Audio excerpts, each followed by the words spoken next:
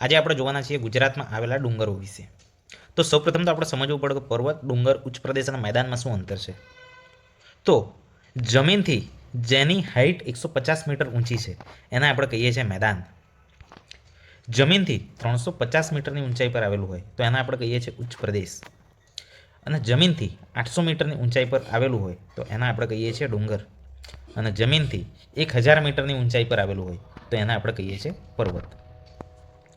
હવે ગુજરાતમાં અલગ અલગ ઘણા બધા ડુંગર કાં તો પર્વતો આવેલા છે, પણ એમાંથી આપણે એને પાર્ટ બાય પાર્ટ તૈયાર કરવા પડે તો આપણને યાદ રહે. તો સૌપ્રથમ આપણે જોઈ લઈએ કચ્છ.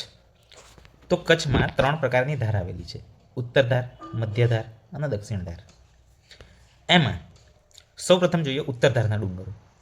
તો એની અંદર એક કાળો ડુંગર આવેલો છે જે ઉત્તર ધારનો સૌથી ઊંચો ડુંગર છે.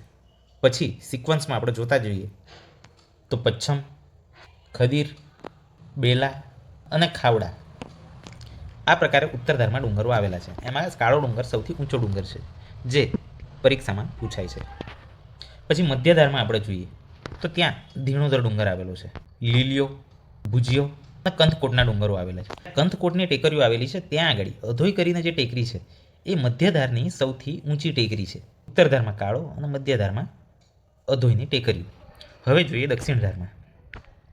તો દક્ષિણ ધારમાં નાનામાં ડુંગર આવેલો છે.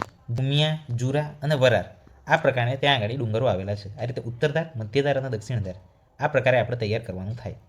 આ જ પ્રકારે જો તમને બીજા વિડીયો જોઈતા હોય એ ચેનલને સબસ્ક્રાઈબ કરી લેજો અને કોમેન્ટમાં જણાવજો કે નેક્સ્ટ વિડીયો તમને કયા ટોપિક પર જોઈએ છે. Thank you.